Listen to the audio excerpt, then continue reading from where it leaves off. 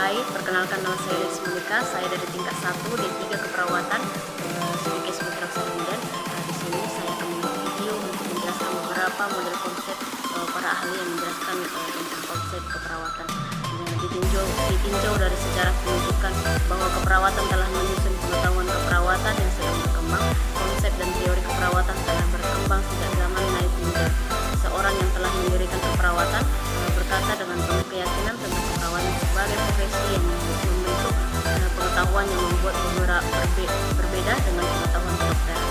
Berikut 13 konsep dengan teori keperawatan yang dikenal di dunia. Yang pertama, teori Nightingale pada tahun 1860. Konsep ini menempatkan lingkungan sebagai fokus asuhan keperawatan dan perhatian, di mana perawat tidak perlu memahami seluruh proses penyakit, merupakan upaya awal untuk memisahkan antara profesi keperawatan dan kedokteran.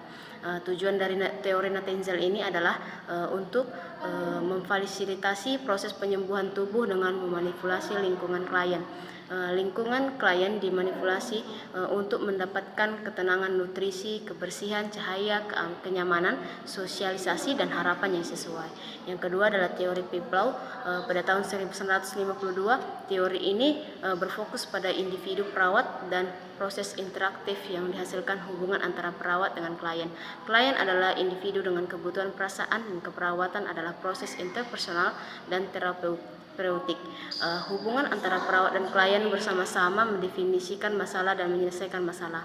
Teori dan gagasan Piplau dikembang untuk membentuk praktik keperawatan psikiatri.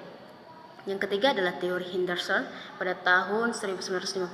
Teori keperawatan ini mencakup seluruh kebutuhan dasar seorang manusia. Henderson mendefinisikan keperawatan sebagai membantu individu yang sakit dan yang sehat dalam melaksanakan aktivitas yang memiliki kontribusi terhadap kesehatan dan menyembuhkannya, di mana individu tersebut dan mampu mengerjakan tanpa bantuan bila ia memiliki kekuatan, kemampuan, dan pengetahuan yang dibutuhkan. Bentuk 14 kebutuhan dasar Henderson yang memberikan kerangka kerja dalam membentuk asuhan keperawatan. Yang keempat adalah teori Abdullah atau teori Faye-Abdullah pada tahun 1960, meliputi pemberian asuhan keperawatan bagi seluruh manusia untuk memenuhi kebutuhan fisik, emosional, intelektual, sosial, dan spiritual, baik klien maupun keluarga. Perawat adalah memberi jalan dan menyelesaikan masalah, dan juga sebagai pembuat keputusan, mengidentifikasi kebutuhan klien secara spesifik yang dikenal dengan 21 masalah keperawatan Abdullah. Yang kelima adalah teori Orlando pada tahun 1961. Klien adalah individu dengan suatu kebutuhan, di mana bila kebutuhan tersebut dipenuhi, maka stres akan kekurangan, meningkatkan kepuasan, atau mendorong pencapaian kesehatan optimal. 3 elemen yakni perilaku klien, reaksi perawat, dan tindakan keperawatan yang membentuk situasi keperawatan.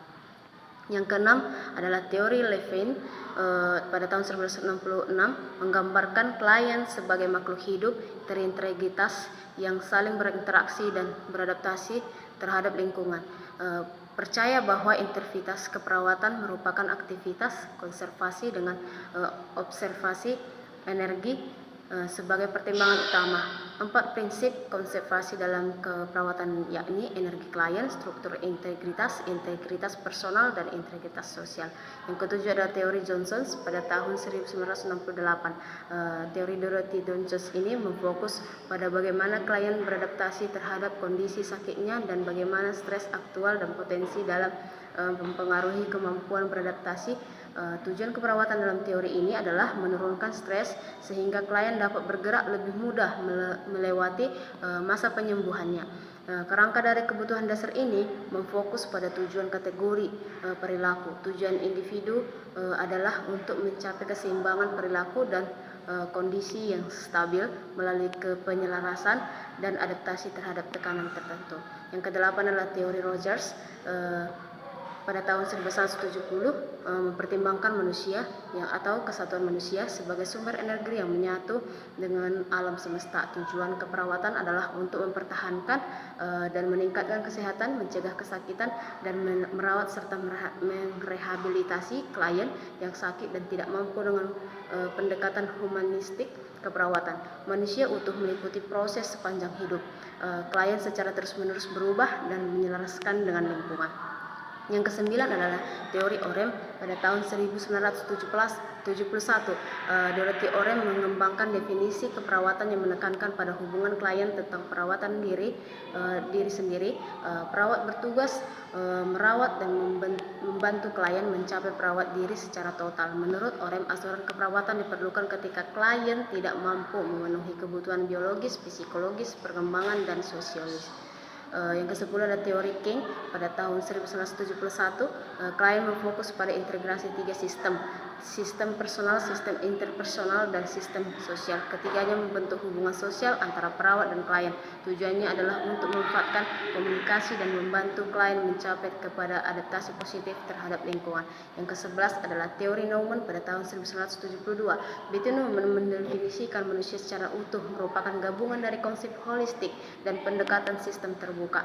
Tujuannya adalah untuk membantu individu, keluarga, dan kelompok untuk mendapatkan dan mempertahankan tingkat kesehatan maksimal melalui intervensi tertentu. Tindakan keperawatan meliputi tindakan preventif, tingkat primer, sekunder, dan tersier. Yang ke-12 adalah teori Roy, Suster Callister Roy, memandang klien sebagai suatu sistem adaptasi. Tujuan keperawatan adalah membantu seseorang untuk beradaptasi terhadap perubahan kebutuhan fisiologis, konsep diri, fungsi peran, dan hubungan interdependensi selam sehat dan sakit. Kebutuhan asuhan keperawatan muncul ketika klien tidak dapat beradaptasi terhadap kebutuhan lingkungan internal dan eksternal.